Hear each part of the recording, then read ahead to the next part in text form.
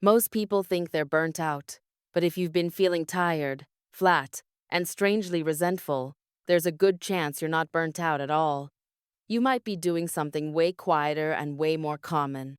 And the last step is the one that changed how I handle my work, because it doesn't just reduce stress, it restores your control. Let's get real. This is for anyone who's in that loop. You care, you work hard, you keep saying, I'll rest later, and somehow your energy keeps shrinking. Maybe you've heard the phrase, quiet quitting. Maybe you rolled your eyes, or maybe it felt uncomfortably accurate.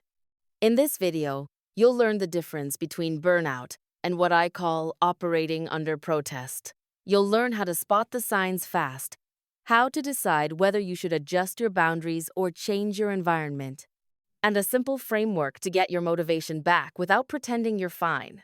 By the end, you'll have a plan you can use this week, not a motivational speech. 1. Here is the real difference. Now here's where it gets interesting. Burnout is a medical-sounding word for a very specific pattern. Burnout usually means you've been overwhelmed for a long time emotionally, mentally, or physically, and your body and brain start to protect you by shutting down. But quiet quitting isn't exactly shutdown. Quiet quitting is often a choice, subtle, unconscious, but still a choice like, I'll do the job, but I'm not offering more of myself than I have to, and that's why people get confused. Because both can look similar on the outside. Here's a quick test. Ask yourself, when you think about working, do you feel more? I can't handle this anymore, burnout, or I'm done giving extra for free, quiet quitting. Neither one means you're lazy, but the solution is different. And if you don't name it correctly, you'll reach for the wrong fix, like trying to grind harder when what you actually need is a boundary, or trying to take a break when the problem is your workplace system. So next, let's spot the signs before you lose months. 2. The signs you're operating under protest. Most people think their warning signs are dramatic. It's not. It's small. It's boring. It's repetitive. Look for these. First, you've stopped caring in the middle of doing the same tasks. You still show up, maybe even earlier than you used to, but you don't bring that extra spark. The quality drops a little, not enough for people to complain, just enough for you to notice. Second, you're doing the bare minimum, but you're doing it with a weird emotional charge. Not relaxed, not neutral. It's like you're present, but your heart is checked out. Third, your brain starts bargaining. Like, I'll do that tomorrow, or after this week, or once they see I'm serious, it'll improve. Honestly, that last one is a trap. Because if nothing has changed after months, your once is probably just becoming a coping strategy. Fourth, you're tired, but sleep doesn't fix it. You can rest and still feel irritated. You can take a day off and still come back annoyed. That's often a signal you're not just depleted. You're unappreciated, misaligned, or trapped. So now, the important question, which one are you actually dealing with? Because your next step should match your diagnosis. 3. Quick diagnosis, burnout or withdrawal. Let's do a fast decision tree you can run in your head right now. Question 1. Are you exhausted even when you're away from work? If yes, it leans toward burnout. If no, and your energy rebounds when you're not working, it leans toward quiet, quitting, withdrawal. Question 2. When someone praises you, do you feel relief or do you feel resentful? Relief equals often burnout. Resentment or indifference equals often protest. Question 3. When you imagine a different job, do you feel hope or do you feel fear? Hope equals your environment is the issue. Fear equals you might be burned out in a more general way. The goal isn't to label yourself forever. It's to choose the right lever. Because if you treat protest like burnout, You'll spend months resting without changing what's making you withdraw. And if you treat burnout like protest, you'll ignore your body's warning signs and keep stretching yourself until you snap. Now, here's where most people mess up. They jump straight to self-blame. So next, I want you to hear something you might not want to hear, because it changes what you do next. 4. Why you're doing this, and it's not just laziness. If you think you're quiet quitting, I need you to stop treating it like a personal failure. Quiet quitting is often your brain's attempt to regain fairness. Your nervous system is basically saying, I'm giving you my time. Where is the return? Where is the respect? Where is the clarity? Where is the support? And if you've been rewarded for overextending, your brain learns the ratio. Over time, you start to notice. You're the one who fixes problems that others ignore. You're the one who absorbs the urgent that's always urgent. You're the one who stays late to compensate for chaos, and you're thinking quietly, why is it on me? That thought is not a personality flaw, it's data. So instead of asking, what's wrong with me? Try asking, what system is making me withdraw?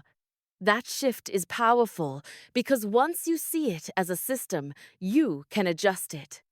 And if you can adjust it, you don't need to become a different person. You just need a different strategy. Which brings us to the most useful part of this video, the 3 options 5. Your 3 options: boundary, role, change, exit. Here's the deal. You're not stuck with one outcome. You've got 3 realistic options. And which one is right depends on what's actually broken.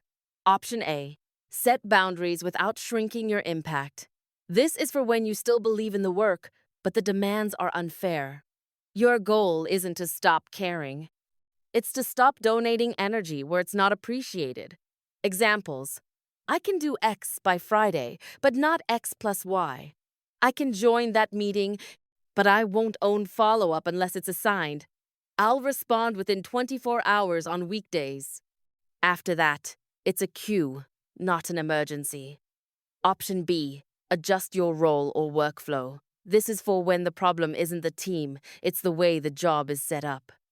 Maybe you're constantly doing coordination, or you're getting pulled into last-minute work, or your priorities are unclear. Fix looks like clearer deliverables, written priorities. Definition of done: time blocks that protect focus. Option C: change the environment.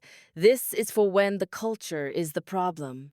If your manager punishes transparency, if feedback is used as a weapon, if your workload is structurally impossible, boundaries alone won't save you. At that point, your brain isn't withdrawing because you're weak.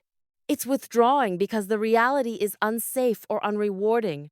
Now, here's the key. Your choice shouldn't be based on guilt. It should be based on evidence. So next, let's talk about how to build evidence without spiraling. 6. Build your evidence in 30 minutes a week. This is the part most people skip because it sounds too practical, but it's what turns "I feel bad" into a plan. Do this once a week, 30 minutes, timer on. You're going to track 3 things. 1. What drained me? Be specific. Write 1 sentence. The thing that drained me was. 2. What did I do about it? Even if it failed. Write, I tried. 3. What was the result? Be honest. The result was. After 4 weeks, patterns will show up. Is it one type of task? Is it one manager behavior? Is it a recurring expectation? Is it unclear priorities? And then you can decide. If the evidence supports boundaries, you implement them. If it supports role, workflow changes, you redesign your system. If it supports environment change, you start planning your exit with clarity instead of chaos. That's how you avoid living in maybe forever. Now, this is the part I promised earlier, the last step that changed how I handle this. 7. The reclaim step. Audit your energy and rebuild meaning. Quiet quitting can feel like giving up. But there's a better interpretation. You're reclaiming your energy. So the reclaim step is about rebuilding meaning, not just reducing stress. Here's a simple audit. Make 3 lists. List 1. I still care about. What parts of the work still matter to you? Skill, building, impact, helping customers, creating, teaching. List 2. I don't care about anymore. What are you doing that feels pointless or disrespectful? List 3. I can protect one thing. Pick one thing to protect for the next 2 weeks.